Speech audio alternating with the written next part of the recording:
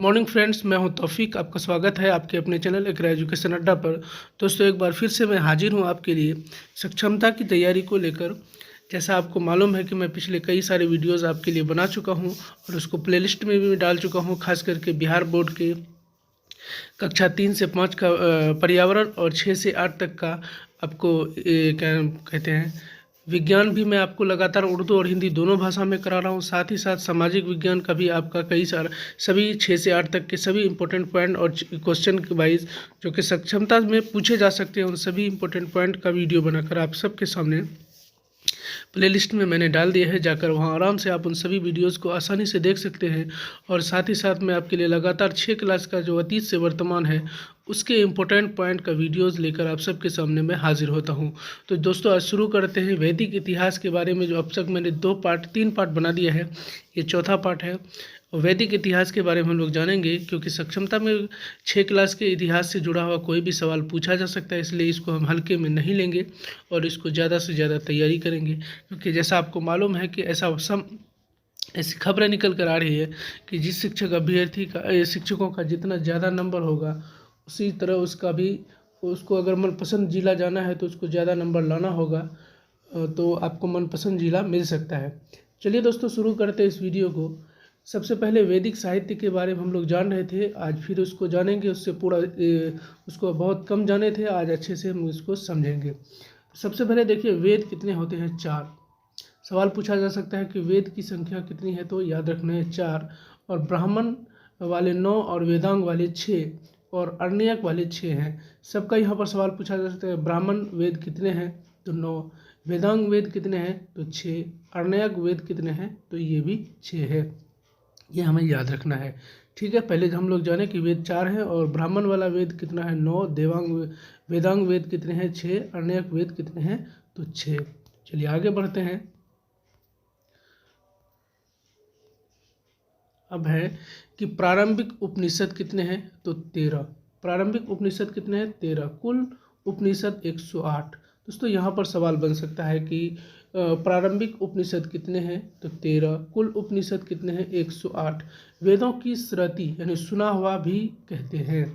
वेदों को क्या कहते हैं? श्रुति, सुना हुआ। वेद की भाषा को प्राक या वैदिक संस्कृत भी कहते हैं। वेदों की भाषा को कौन सा क्या कहते हैं? प्राक या वैदिक संस्कृत भी कहते हैं। वेदों की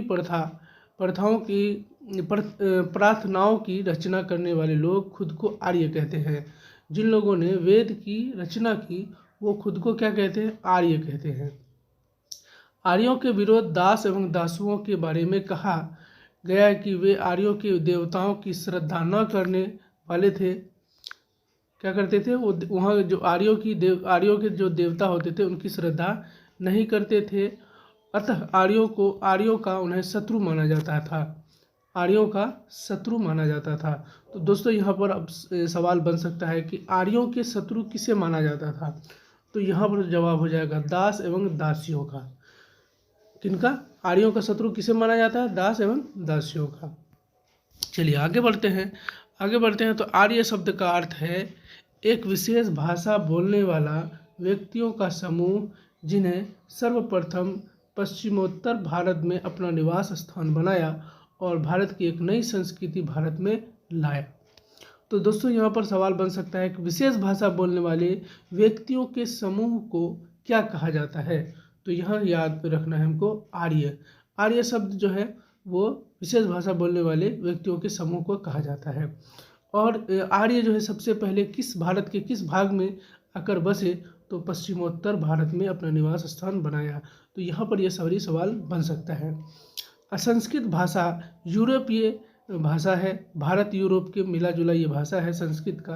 तो इसीलिए हम कह सकते हैं कि यहाँ पर सवाल अगर बन सकता है कि संस्कृत भाषा कौन सी भाषा है, तो हमें याद रखना है यूरोपीय भाषा है। और भारत यूरोप दोनों मिलके इसमें कुछ संशोधन हुए होंगे, उसके बाद इस भाषा का जो है उत्पत्ति हुआ होगा। चलिए आगे बढ़ते हैं। आर्य का बसाव। आर्य के बारे में कई सारे सवाल आते हैं। हम लोग पहले हड़प्पा के बारे में पढ़ चुके हैं, आर्य के बारे में पढ़ रहे हैं। वैदिक आर्य कई समूह में भारत आए। वैदिक आर्य कई समूह में भारत आए। ऋग्वेद में आर्य निवास स्थल के लिए सप्त सेंधव शब्द का प्रयोग किया जाता है। सप्त सेंधव शब्द का प्रयोग किया जाता है। सप्त सिंधु क्या है? सिंधु एवं उनकी 5 सहायक नदियाँ सतलज, झेलम, चिनाब, रावी, सरस्वती और दृष्टदंती, ये सभी 7 नदियों के किनारे ये लोग बसे हुए थे, इसको सप्त सिंधवी कहा गया। चलिए आगे बढ़ते हैं। तो गंगा यमुना दोआब, गंगा यमुना के नदी के बीच का क्षेत्र, गंगा यमुना दोआब, गंगा यमुना नदी के बीच का क्षेत्र। यहाँ पर सवाल दोस्तों ये बन सकता है कि गंगा यमुना के बीच के क्षेत्र को क्या कहा जाता है? तो यहाँ पर दोआब कहा जाता है। ठीक है, ऋग्वेद से हमें पता चलता है कि जिसके पास अधिक गाय थी वह धनी माने जाते थे और गाय का लेन देन का एक खास साधन मानते थे। अब यहाँ पर सवाल बन सकता है कि ऋग्वेद के अनुसार लोग उस वक्त सबसे ज़्यादा धनी किसको मानते थे? गाय रखने वाले को, बकरी पालने वाले को, या मुर्गी पालने वाले को? तो सबसे सही जवाब होगा दोस्तों गाय रखने वालों को। जो सबसे ज़्यादा गाय जिसको होता था उसी को ऋग्वेद के ज़माने में अमीर माना जाता था। चलिए आगे बढ़ते हैं। ऋग्वेद के कुछ 10 मंडल हैं। ऋग्वेद में कितने मंडल हैं? 10 मंडल हैं। ये देखिए सवाल अजीब लग रहे होंगे, लेकिन ये आपके 6 क्लास के इतिहास में अतीत से वर्तमान में प्रमुख तौर पर ये सवाल दिए गए हैं। ये आपको जब आप पढ़ेंगे पॉइंट बाय पॉइंट तो आपको सभी इंपॉर्टेंट पॉइंट दिखाई पड़ेंगे। गायत्री मंत्र का उल्लेख ऋग्वेद में मिलता है। यहाँ पर दोस्तों सवाल बन सकता है कि गायत्री मंत्र का उल्लेख किस वेद में मिलता है? ऋग्वेद, अथर्ववेद, यजुर्वेद, इनमें से किस में मिलता है? तो यहाँ पर हमको याद रखना है ऋग्वेद में, क्योंकि सवाल बन सकता है, इससे सवाल बन सकता है। गायत्री मंत्र का उल्लेख ऋग्वेद के 3रे मंडल में मिलता है, माफ़ कीजिएगा। ऋग्वेद का जो गायत्री मंत्र है वो ऋग्वेद के किस मंडल में मिलता है? तो 3रे मंडल में मिलता है। चलिए सरस्वती नदी को ऋग्वेद में सबसे पवित्र नदी माना है। तो यहाँ पर सवाल बन सकता है ऋग्वेद में सबसे पवित्र नदी माना जाता है तो सरस्वती नदी, ये याद रखना है। अब यहाँ पर सवाल ये भी बन सकता है सरस्वती नदी को सबसे ज़्यादा किस वेद में पवित्र माना है? तो यहाँ पर याद रखना है ऋग्वेद, क्योंकि चारों वेदों का नाम दे देगा और हम कंफ्यूज हो जाएंगे कि कौन सा वेद है। तो याद रखना सरस्वती नदी में ऋग्वेद। सबसे नया वेद अथर्ववेद। सबसे नया वेद कौन सा है? अथर्ववेद। तो यहाँ पर हमसे सवाल पूछा जा सकता है बताइए कि सबसे नया वेद कौन सा है? तो याद रखना है दोस्तों अथर्ववेद, क्योंकि चारों वेदों का नाम दे देगा, उसमें अथर्ववेद भी ऑप्शन रहेगा। तो हम अगर नहीं जानेंगे तो हमारे लिए बहुत ज़्यादा कन्फ्यूजन का सवाल हो सकता है। वैदिक काल में जो राजा कर वसूलता था उसे बलि कहते थे। अब देखिए यहाँ पर सवाल बन सकता है कि वैदिक काल में जो राजा कर वसूलता था उससे कहा जाता था बलि, दूसरा भी कुछ ऑप्शन हो सकता है। तो हमें याद रखना है वैदिक काल में जो भी राजा वह कर वसूला करता था उसको बलि कहा जाता था। आगे चलिए, आगे है कि सत्यमेव जयते मुंडकोपनिषद से लिया गया है। मुंडकोपनिषद से लिया गया है सत्य। अब ये देखिए बहुत महत्वपूर्ण है, क्योंकि हम लोग सत्यमेव जयते का हमेशा इस्तेमाल करते हैं और देखते भी रहते हैं। तो इस सत्यमेव जयते को कहाँ से लिया गया? तो यहाँ याद रखना है दोस्तों मुंडकोपनिषद। कौन से निषद से? मुंडकोपनिषद से सत्यमेव जयते को, उस शब्द को लिया गया है। संगीत का जनक सामदेव को कहा जाता है। संगीत का जनक किसे कहा जाता है? सामदेव को। संगीत का जनक सामदेव को कहा जाता है। यजुर्वेद में कर्मकांड का उल्लेख है। सवाल दोस्तों ये बन सकता है कि संगीत का जनक किसे कहा जाता है? तो सामवेद को। यजुर्वेद को किस में, कौन से वेद में कर्मकांड का उल्लेख है? तो याद रखना है यजुर्वेद में। उत्तर वैदिक काल में कृषि के लोगों का प्रमुख धंधा था। उत्तर वैदिक काल में लोगों का क्या प्रमुख धंधा था? तो कृषि। अब यहाँ पर सवाल बन सकता है कि उत्तर वैदिक काल के लोगों को प्रमुख धंधा क्या था? गाय बकरी बेचना, खरीदना, या फिर उसका खेती बाड़ी करना? तो हमें सही जवाब होगा दोस्तों कृषि कार्य करना। चलिए आगे बढ़ते हैं। ऋग्वैदिक काल जो कि 1500 से 1000 ईस्वी के बीच में है, तो इसमें क्या कुछ खास इम्पोर्टेंट पॉइंट है उसको भी हम लोग एक बार देख लेते हैं। सबसे पहले गायों के प्राप्त करने के लिए आर्यों का एक कबीला दूसरे कबीले के साथ अक्सर युद्ध होता था। किस चीज़ के लिए होता था? गायों को प्राप्त करने के लिए। यहाँ पर देखिए ऋग्वेद काल में ये सभी गाय ही प्रमुख धन है इनका। गौधन की रक्षा के लिए एक सरदार या राजन को चुनाव किया जाता था जो बहादुर हो। तो यहाँ पर देखिए, यहाँ क्या है कि गौ धन की रक्षा के लिए एक सरदार या राजन को चुनाव किया जाता था। जो बहुत बहादुर होता था उसको ही राजा बनाया जाता था, यानी चुना जाता था। यहाँ महत्वपूर्ण सवाल ये है कि ऋग्वेद के ज़माने में जो राजा या सरदार चुना जाता था, कैसे चुना जाता था? तो यहाँ पर सवाल होगा कि लोगों के द्वारा चुना जाता था। तो ये सभी सवाल, महत्वपूर्ण सवाल जो थे, इसमें मैंने आपको बताई। चले आगे बढ़ते हैं। आगे बढ़ते हैं तो यहाँ पर और भी कई सारे सवाल उससे जुड़े हुए हैं, तो उसको भी एक बार नजर डाल लेते हैं। ऋग्वेद राजन को किसी भी विशिष्ट भौगोलिक क्षेत्र का स्थायी रूप से शासन करने वाला राजा नहीं माना जाता था, कि वो राजनीतिक अवधारणाओं, क्षेत्रीयता को इंगित करने वाले शब्द जैसे जनपद, राष्ट्र, राज्य का उल्लेख कम ही मिलता है। तो उस वक्त ये सब नहीं था, इसीलिए वहाँ किसी खास क्षेत्र का राजा नहीं माना जाता था उसको। राजन एक कबीले का मुखिया मात्र या वंश परंपरा के लोग एक साथ ही रहते थे। राजन जो होता था कबीले का मुखिया होता था, या तो किसी वंश के परंपरा के साथ रहने वाले लोग होते थे। ऋग्वैदिक काल में दिवगत का सबसे ज़्यादा महत्व था, बाद में घटता गया। फिर सभा और समिति आया। सभा में प्रत्येक केवल प्रतिष्ठित लोग थे, समिति आम लोगों की संस्था थी। इस बैठक में राजा का भाग लेना अनिवार्य था। इस संस्था की बैठक में महिलाएं भी भाग लेती थी। ऋग्वेद काल में मुख्य पेशा पशुपालन था। दोस्तों यहाँ पर सवाल बन सकता है कि ऋग्वैदिक काल में मुख्य पेशा क्या था? खेतीबाड़ी, पशुपालन, इसी तरह के और सारे ऑप्शन हमको दिए जा सकते हैं। तो इसका सही जवाब हो जाएगा पशुपालन।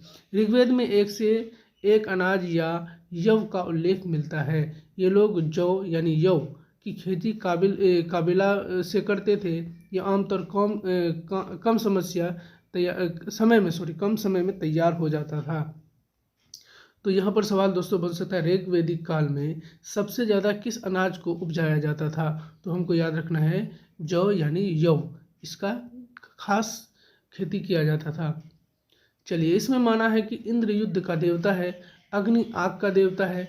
ऋग्वेद में पुरुष युक्त में ब्राह्मण, राजनीय, क्षत्रिय और या योद्धा, वैश्य एवं शूद्र अर्थात 4 वर्णों में कल्पना की गई है। तो दोस्तों यहाँ पर सवाल बन सकता है कि कौन से वेद में 4 वर्णों का कल्पना किया गया है? तो हमें वहाँ याद रखना है ऋग्वेद में 4 वर्णों का कल्पना किया गया है। चलिए आगे बढ़ते हैं। उत्तर वैदिक काल है ये 600 से लेकर 1000 ईस्वी तक। आर्य पशुपालन के साथ खेती भी करने लगे थे। आर्य क्या करने लगे थे? पशुपालन के साथ साथ खेती भी करने लगे थे उत्तर वैदिक काल में। उत्तर वैदिक काल में लौह युग का आरंभ हुआ था। खेती, प्रारंभ, स्थानीय निवास। यहाँ पर 3-4 चीज़ों का खास वैदिक काल में हुआ था। सबसे पहले तो लोहा का लोग उपयोग करने लगे, दूसरा है कि वो खेती करने लगे, और अस्थायी निवास यानी किसी एक जगह पर घर बनाकर रहने लगे। ये सभी कब हुआ? उत्तर वैदिक काल में। तो चलिए आगे बढ़ते हैं। हस्तिनापुर,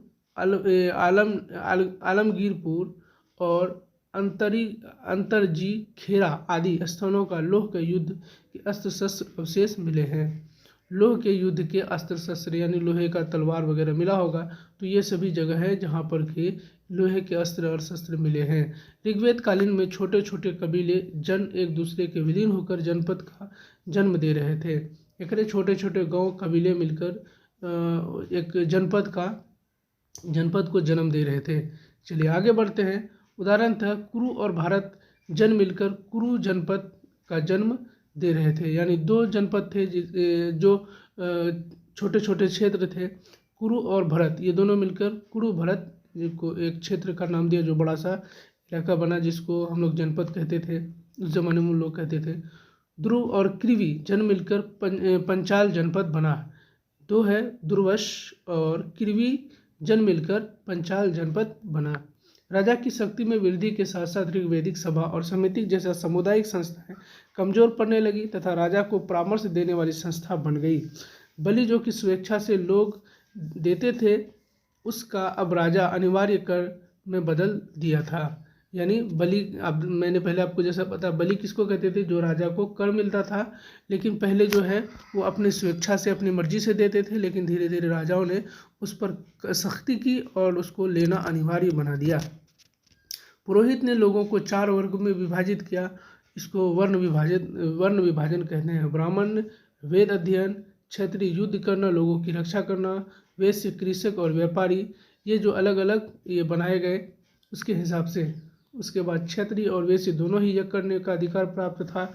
क्षत्रिय को और वैश्य को दोनों को यज्ञ करने का अधिकार प्राप्त था। शूद्र तीनों वर्गों की सेवा करने में लगे रहते थे। तो हम लोगों ने अभी इसमें अथर्ववेद, ऋग्वेद और इसी तरह उत्तरकालीन ऋग्वेद, उत्तर वैदिक काल, इस तरह सभी इम्पोर्टेंट महत्वपूर्ण प्रश्नों को हम लोगों ने इस वीडियो में देखा। तो मुझे उम्मीद है इससे कई सारे सवाल बन सकते हैं, खास करके सक्षमता परीक्षा में। तो दोस्तों इससे ज़रूर आप इस वीडियो को एक बार देखेंगे तो आपके जहन में ताज़ा हो जाएगा। चलिए दोस्तों, मिलते हैं अगली वीडियो में किसी नए वीडियो के साथ, नए अपडेट के साथ। जुड़े रहिए मेरे साथ। बहुत बहुत धन्यवाद।